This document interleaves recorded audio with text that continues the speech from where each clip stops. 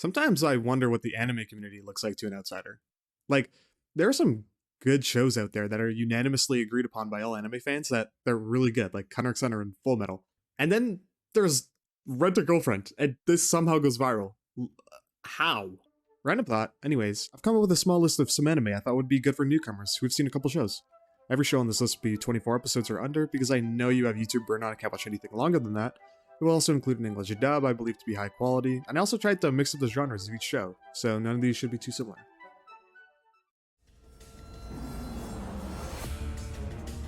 The Eminence's Shadow is about a crazy dude named Sid who's obsessed with being as overpowered as possible. Sid puts on a persona of Shadow, who is the most OP, flashy, edgy hero you could possibly think of. But when Sid isn't Shadow, he goes out of his way to become the most default settings background character possible. In episode 2, he revives a girl from a lump of flesh, and instead of explaining where she is or how she came back to life, he instead makes up a story that the Cult of Diablos put her in that state.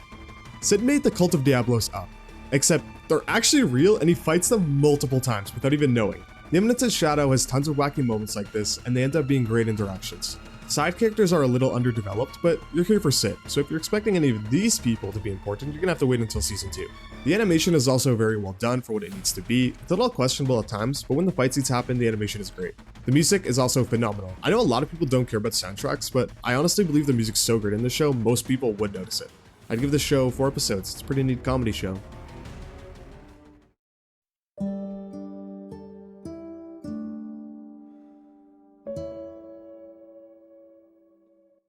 A Sign of Affection is an anime about how to communicate with romance in it. It's about a deaf girl named Yuki and a traveling enthusiast named Itsuomi who both go to the same university. They become closer with time, but the most appealing part of A Sign of Affection is how they go about it. Itsuomi knows multiple languages and loves the idea of communicating with people. When he learns about Yuki being deaf, he finds she lives in a world he knows nothing about, and that intrigues him. Because Yuki is deaf, she doesn't have that many close friends, but Itsuomi slowly lets her into his world as they find ways to communicate with each other and overcome their own personal hurdles. It's a shoujo, so there's cheesy moments, a childhood best friend, and other couples involved, but luckily there isn't any crazy drama that takes up half the show's airtime. In my opinion, the best part of the show is how it's directed. The Sign of Affection does this really neat thing when in Yuki's perspective, the entire show is almost on mute, but the experience is still super immersive. It's really hard to explain without witnessing it, but it really is unique and super well done. The side characters are great in this show. At some points, I was even more invested in the side characters than the main couple. Shin, Emma, and Oshi are all great, especially Shin, in my opinion, being the highlight of the show at times. These two are alright. They really do a great job of making the side characters shine, despite them not being the main focus of the story. The animation's decent. I mean, it's a romance, it doesn't even really need animation like that, and I'm not actually sure if the soundtrack is good, but the director uses it really well, and all the tracks fit when they're used, so that's probably a good thing. You'll probably be able to tell whether this is for you based on episode 1, so check it out. Cyberpunk Edgerunners is about a kid named David Martinez who lives in Night City. Night City is one of the coolest settings I've seen in anime. It's gritty, dark, and nasty, but it's so immersive. The way they make it immersive is so neat. The characters use slang they never explain, but you can figure it out naturally. They have these UIs that form when characters are talking to really draw you in. It's such an immersive experience, but a world can't carry a story. Luckily, the story of Cyberpunk is great. David Martinez is a smart kid who attends a prestigious academy. However, his mom overworks herself to have David attend the school until one day,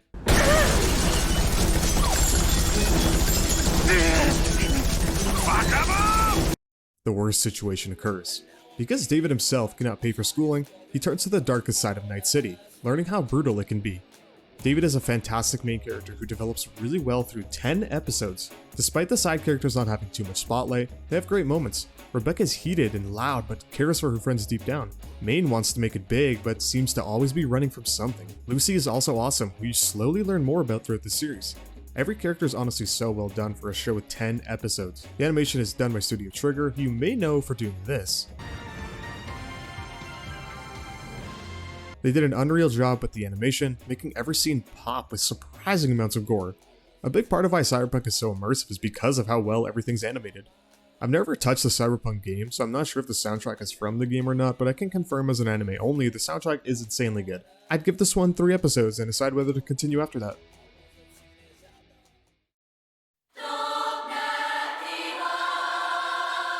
Power of God is a series about a boy named Bam, who we literally know nothing about, other than he's labeled with the title Irregular, and he has a strange obsession with a girl named Rachel. One day Rachel decides she will climb the tower without Bam. Bam's world shatters as he knows it without her, so he vows to climb the tower and find her no matter what it takes. Tower of God is a story that blends so many different things together. It's one of the few anime that aren't tied down by the stereotypical fantasy/isekai setting that every single anime seems to be obsessed with. It isn't just the world either. Look at all the people in this, like, we have this weird looking guy who's a tower guardian, this green girl who's super strong, and a literal dinosaur. The designs are all over the place, and it's great that Tower of God isn't shackled down by stereotypical designs. There's so many unique designs everywhere, it's such a breath of fresh air and it doesn't stop there. Tower of God has a power system called Shinsu, which is this weird wavy water magic thingy. It's pretty cool and it's essentially the magic of this world.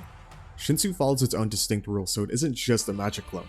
Tower of God also has a position system based on people's abilities. There's spear bearers for long-range fighters, scouts for information gathering, and wave controllers are Shinsu experts.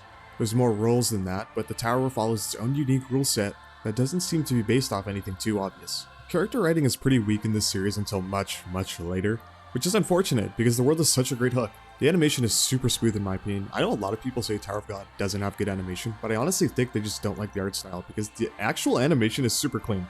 The soundtrack in this show is made by Kevin Penkin, who did Made in Abyss, so you already know the soundtrack is S tier. Give Tower of God until at least episode 3 before deciding to drop it. If you wore this, Marcel, we think you'd look real cute.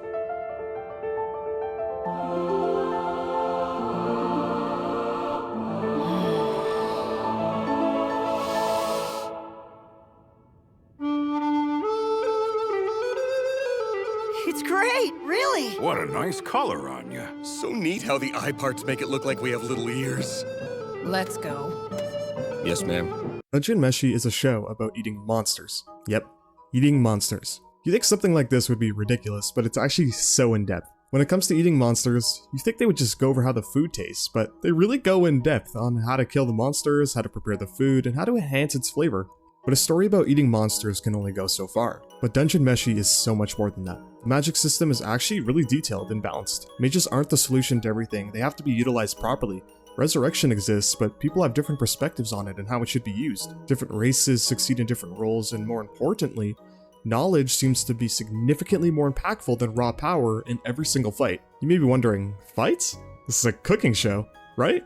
There's fights. Really good fights. I honestly don't want to say too much about the plot and characters because the show is really best experienced blind, but every character gets a great amount of impactful moments and backstory. Dungeon Meshi is also animated by Trigger, so you can expect god tier animation. In my opinion, this is probably the best show on the entire list, so I would definitely watch this one. That wraps up the list. If you want, I really appreciate if you could share the video around, like or subscribe. If you hated the video, well, leave an angry comment. I think it helps with the algorithm. Peace out.